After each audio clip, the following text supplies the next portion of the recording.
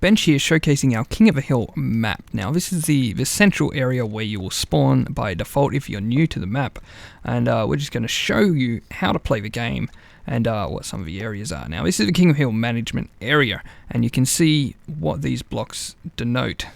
The Jungle Arena, Standard Arena, Desert Arena, and Nether Arena, and these blocks are used up there on our little dial thing, as well as here on the ground where you spawn.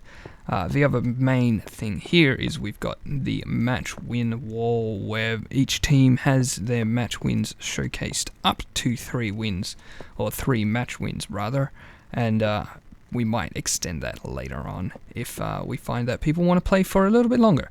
To get started, make sure everything's reset. King of a Hill management here, and we've got 2 buttons. We've got reset arena scores, which resets that wall, and we've also got one restart path clocks. Now the path clocks basically just help you get around a little bit, but sometimes they can be a little bit funny because this isn't in beta.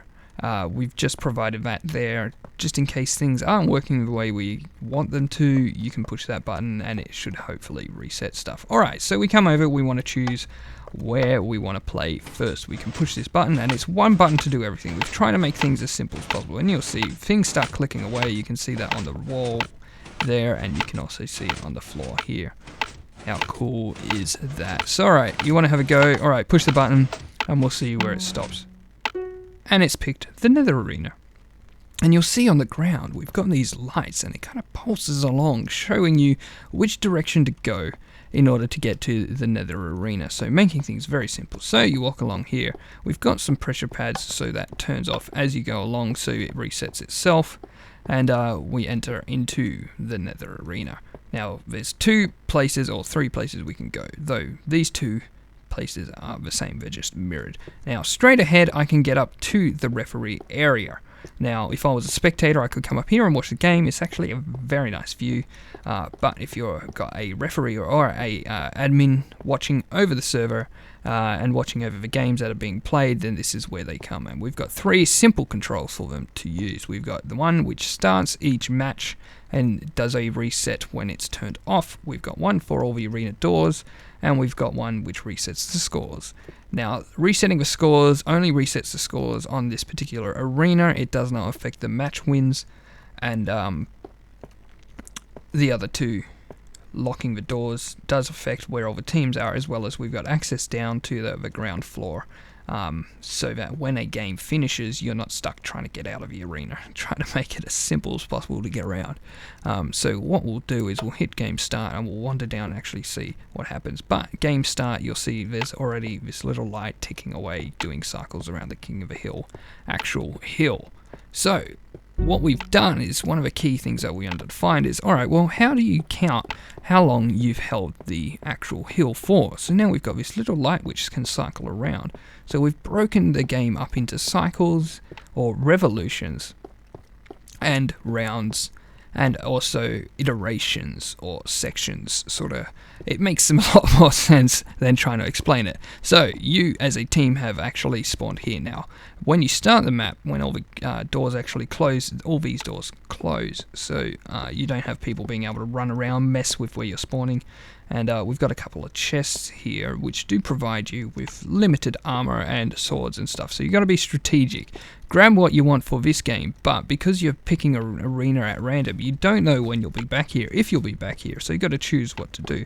The start of a match, everyone should start in their area, and then when it starts clicking away, you can run along here and make your way up to control the hill. Now you're hearing all these sounds, not sure what's going on, you see this pulse going around, but it is very, very simple. As green team, you need to push this button to capture. It's very simple, push this button. Alright, I've captured the arena. Or, sorry, I've captured the hill. There's my phone going off. And you'll see my light's lit up as green team, but red team, orange team, blue team, no, nothing. So you can always tell who's got the point or who's captured the hill at any given time by looking at who's got the light on. And you're hearing this pulse go around, and you'll see it kind of sneaks around here, and it clicks every time it goes past where someone is. And then it's playing a sound when it gets to here. That's meaning that it's finished a full revolution. Well, what does a full revolution mean? Well, me capturing the point can now see, oh, there's these blocks that have lit up from where my base is. So the objective is hold the point, and hold it for as long as the blocks take to move from here all the way to the hill. So that's how long we count, and what's 1 round. So if someone gets their point blocks to here and actually gets it all the way to the hill, then they win that round. And what you'll see is that when it actually finishes a full revolution, this 2 blocks light up. Now they're lighting up, showing who's just won that particular cycle or revolution of the light around the hill. So our blocks are moving along. If I was another team, I'd be trying drastically to capture the point so I could stop these blocks from moving along. Now, the staircase is lit up, showing that there's only 1 more revolution until this team actually wins the round. So then we've just won the round just then, and you see, alright, well, there we go. I've won that round, and we can see that, alright, I've won round 1, or I have won a single round. So it's showcased there, 1, 1, and also above us we can see that there's one little thing there. So you can always see how many rounds each team has won. Now the clock has stopped, everything's reset, I no longer control the point. If I try to push it, it's not going to work, it just won't stay. So there's no point, it's not going to work. Don't try. And you'll see our blocks have lit up, everyone else's haven't. As an admin person up here, and you'll see this is where the glass block comes in handy. I can break this and then repair it later. From up here as an admin I can see, alright, well, green team has won that round, good on you. And the other thing is I can see how many rounds each team has won because they've got lights up here as well. If I flick that down, then everything's going to reset, and you'll see it flickers along like that, and we're done. And flick it back up again, and we start another round. And you'll hear little piston go, and then the clicking starts, and the light starts rotating around the point. What we'll do is we'll hit this, and you'll see, alright, well, a revolution's about to finish when it gets to the orange. So if you're unsure, when it gets to the orange, it's finished a revolution, because that's where it starts. Now, our block started moving forward, but what if I was red team and I made it up here and I managed to capture the point? Well, red team's light would go on, green team's light would go off. They no longer hold the point. And you'll see, alright, well, there it goes, and my blocks have started moving. But green team's blocks, they're still where they are. And this is the thing that we've got, is that you can't remove the rounds or the cycles that a team has won. You can only add to your own. We're about to win the next round. You can hear it. See, I don't even need to be watching. I know what's going on. So there's different strategies and tactics that can be applied to all of the different arenas, and we've won. There we go. Round number 3. Now, one of the things we're thinking of adding in is an auto reset for when someone's won all 3 rounds and the score gets submitted. But we're going to reset here. We're going to hit reset scores as well.